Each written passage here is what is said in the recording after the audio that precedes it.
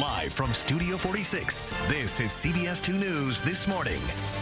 Plus, it's Cinco de Mayo, and that means it's the perfect time for a Mexican-themed brunch. We'll have a special guest here sharing some delicious dishes. Spring is the perfect time to host a fun brunch for friends and family, and Cinco de Mayo gives us a good excuse to make Mexican-themed. Let's welcome Chef Julie Hartigan. She is going to show us how to make some no-stress brunch.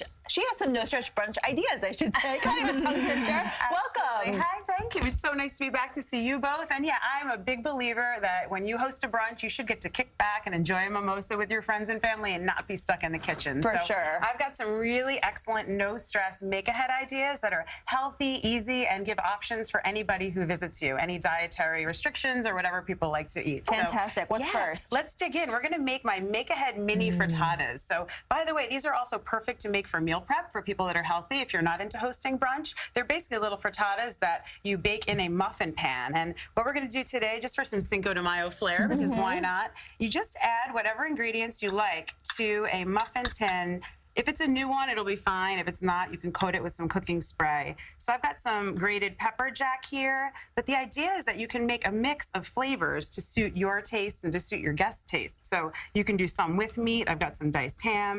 Bacon would be nice. I love like bacon and Gruyere or bacon and asparagus. And then you can also do just some nice veggie ones. So the key when you're doing veggie ones, this is a mix of just sauteed peppers and onions. You want to make sure your veggies are cooked ahead so they're not releasing water and making things kind of like wet inside your frittata, right?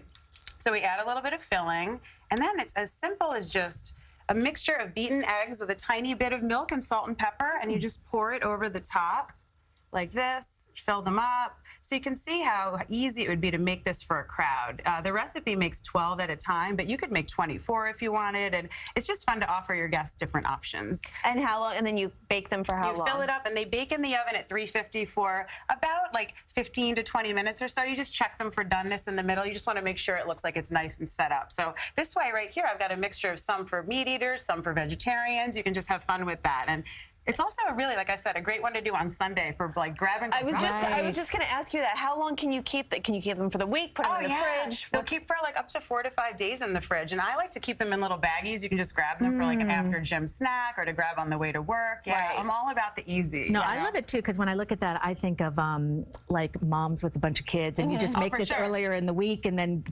for breakfast. My daughters love them, absolutely, for sure. And I've got, that's actually like an easy one. Some people like eggs for dinner too.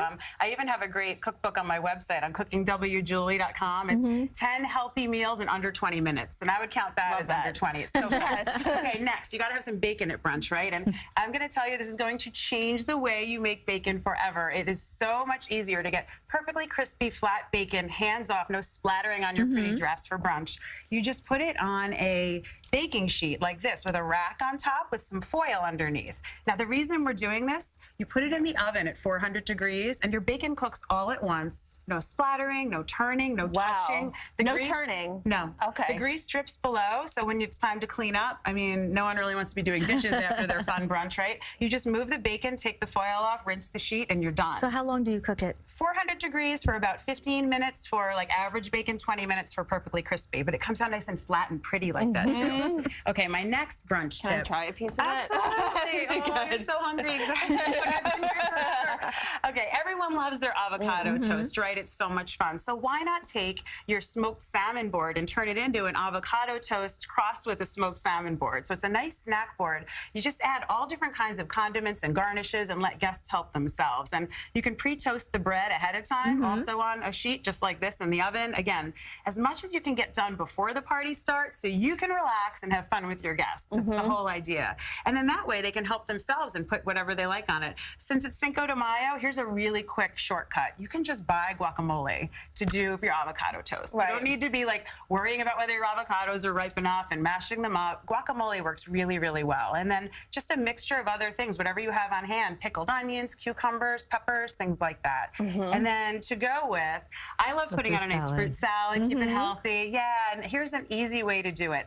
I buy the pre-cut fruit from the supermarket. You Julie, I love you. Thank you. I'm all about having having a good time at my own party. I want you to too. So pick up the pre-cut fruit, and here's how you gussy it up for a party. I added some lime zest, a teeny bit of honey, and some lime juice. And then for today, I called it a margarita fruit salad. I put a little mint in it. If you wanted to get crazy and have fun, you could drizzle a tiny bit of rum and make a mojito fruit salad. It's like very, very fun little treat for mom on Mother's Day. And speaking of drinks, you do have some drinks here Final too. tip. I love saving those little Italian soda bottles right here. They sell those at IKEA, Amazon. The night before, put your juices into those bottles and label them. It's one less thing to do in the morning, and you don't have to put out like the big jug of orange juice on your little bar setup. So those are just some of my favorite ways. Hello. Hello, I'm joining the party. You said you like the party. Also for Mother's Day. So yeah, you guys, make sure everyone grabs my cookbook on my website. 10 healthy meals under 20 minutes. Because it's free, you said, and it's everything free. is there. Yeah, and it's cookingwjulie.com, and I also have these recipes there. And I share a ton. You know, you guys see me on Instagram all the time at cookingwjulie. I always share lots of fun, easy tips. Thank you, Julie. We appreciate it. And we're back tonight at 6:30 and 11. You can check out all the headlines all day at cbsnewyork.com. Have a wonderful, wonderful weekend.